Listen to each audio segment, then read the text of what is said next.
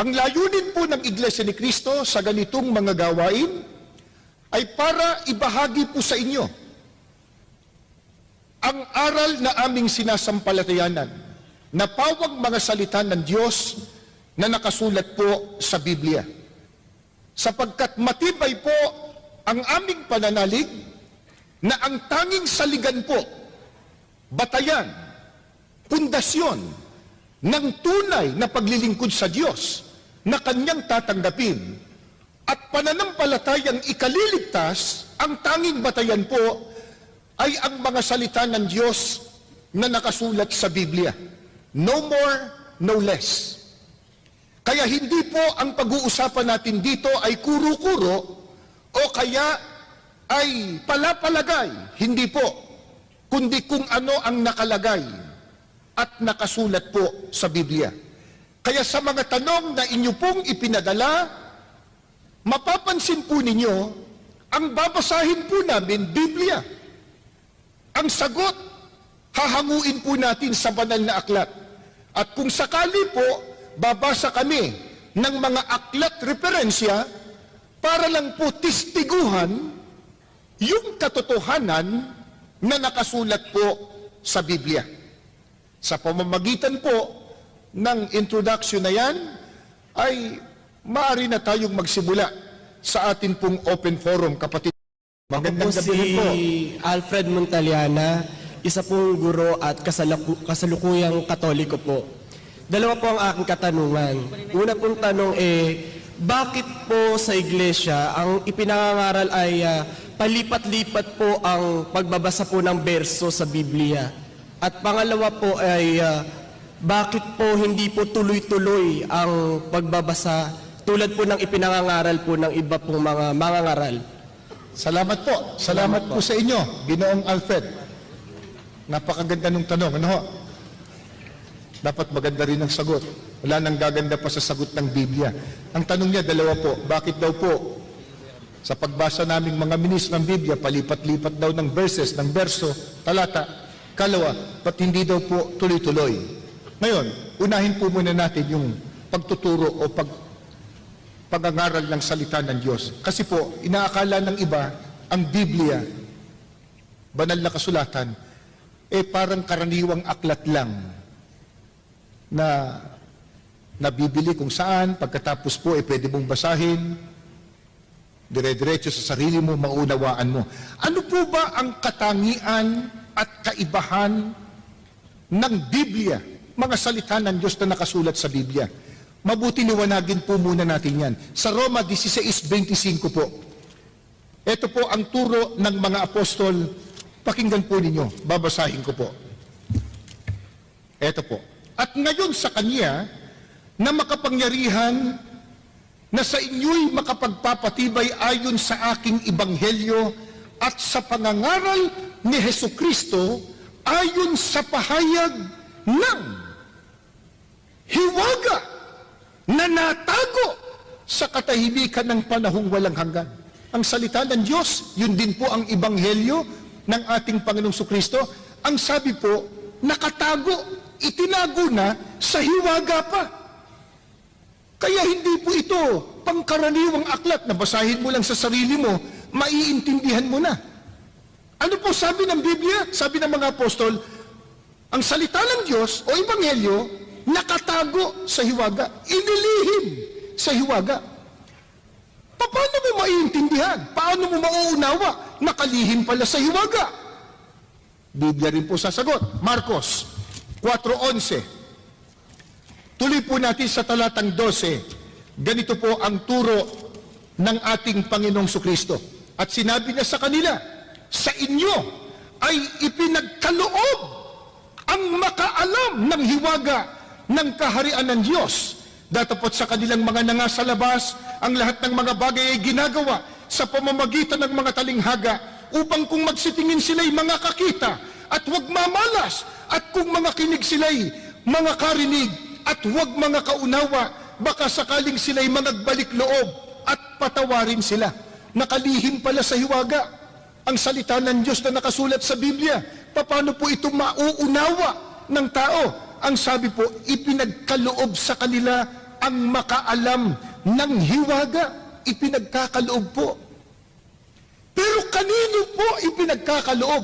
Kanino po ipinagkakatiwala yung pagkaalam ng salita ng Diyos na nakalihim sa hiwaga? Ikalawang Korinto po, 5:18. Ituloy po natin sa talatang 20. Ganito po ang pahayag ng mga apostol. Pakinggan ninyo. Datapot ang lahat ng mga bagay ay pawang sa Diyos, na pinakipagkasundo tayo sa Kanya rin sa pamamagitan ni Kristo at ibinigay sa amin ang ministeryo sa pagkakasundo, sa makatwid bagay na ang Diyos kay Kristo ay pinakipagkasundo ang sanlibutan sa Kanya rin, na hindi ibinibilang sa kanila ang kanilang mga kasalanan at ipinagkatiwala sa amin ang salita ng pagkakasundo. Kami nga'y mga sugo sa pangalan ni Kristo, na waring namamanhikan Diyos sa pamamagitan namin. Kayo'y pinamamanhikan namin sa pangalan ni Kristo, na kayo'y makipagkasundo sa Diyos. Kanino po ipinagkaloob o ipinagkatiwala ang makaalam ng salita ng Diyos na nakalihim sa hiwaga? Sa mga tunay na sugo ng Diyos. Ang nagsasalita dito si Apostol Pablo. Ano sabi niya? Ipinagkatiwala sa amin yung ministeryo at salita ng pagkakasundo. Alin po yung salita ng pagkakasundo? Yan din po ang aral ng Diyos. Bakit sinabing salita ng pagkakasundo? May dapat pa pagkasunduin. Sino? Ang tao at ang Diyos. Bakit? Nagkahiwalay bakit? Nang ang tao magkasala, nahiwalay sa Diyos. Ano kailangan? Ipakipagkasundo ang tao sa Diyos. Pero paano? May magtuturo ng salita ng pagkakasundo o salita ng Diyos na nakasulat sa Biblia. Sinong magtuturo? Ipinagkatiwala sa amin, sabi po, ang salita ng pagkakasundo. Sino? Kami nga'y mga sugo sa pangalan ni Kristo. Kaya hindi po lahat. Hindi kahit sino. Hindi kumuha ka ng Biblia. Pwede na. Ay, hindi ho. Yung iba na bilangguan, nagbasa ng Biblia sa bilangguan, paglabas, nangangaral na. Pa, hindi ganon. Nakalihim sa hiwaga yan. Paano malalaman? Kaloob. Kanino? Sa mga tunay na sugo ng Diyos. Kaya, pag hindi po tunay na sugo ng Diyos, may karapatan bang mangaral ng salita ng Diyos? Roma 10:15 po. Pakinggan po ninyo. At paano silang magsisipangaral kung hindi sila mga sinugo? Tanong ni Apostol Pablo, naroon na sagot. Obvious ang sagot. Ano sa tanong ni Apostol Pablo? Paano silang mangangaral? Hindi naman sila sugo. Ano katumbas? Pag hindi po sugo ng Panginoon Diyos, walang karapatang mangaral. Paano kung mangahas mangaral? Hindi naman pala sugo. Pag-aralan man ang pag-aralan, makakarating ba sa pagkaunawa ng katotohanan? Ikalawang Timoteo, Kapitulo 3, ang talata po ay 7, na laging nagsisipag-aral, lagi. At kailanpaman ay hindi nakararating sa pagkaalam ng katotohanan. Paano po kung hindi tunay na sugo ng Diyos? Kung mangahas mangaral, mangahas pag-aralan sa kanyang sarili, itong Biblia, makakarating ba siya sa pagkaalam ng katotohanan? Ang sabi ni Apostol Pablo, laging nag-aaral, ngunit kailanpaman hindi nakarating sa pagkaalam ng katotohanan. Ano po katunayan? Mga kaibigan, mga kababayan at mga panauhin. Sa Biblia po, ang pangalan ng tunay na iglesia nakasulat po sa Biblia. Ano po? Binasa kanina, Roma 16:16, Gawa 20:28, Iglesia ni Cristo. Pero bakit nung mangaral, Iglesia Katolika? Saan mo mababasa yun? Anong kapitulo? Anong bersikulo? Ang pangalan ng tunay na iglesia, Iglesia ni Cristo, nasa Biblia. Ba't nung mangaral, Protestante? Saan mo mababasa sa Biblia yung Protestante? Ba't nung mangaral, Baptista, Metodista, Episkopal, at kung ano-ano pa? Wala naman sa Biblia. Pero Biblia hawak. Biblia binasa, nagsunog ng kilay, baka hindi lang pati kilay ang nasunog, pati bumbunan nasunog sa pag-aaral Pero ba't nung magturo, iba? Sabi ni Kristo, kaloob ang makaalam niyan. Kanino? Sa mga sugo. Ano sabi ng Apostol Pablo na isa sa mga sugo ng Diyos? Paano ka mangangaral kung hindi ka sugo?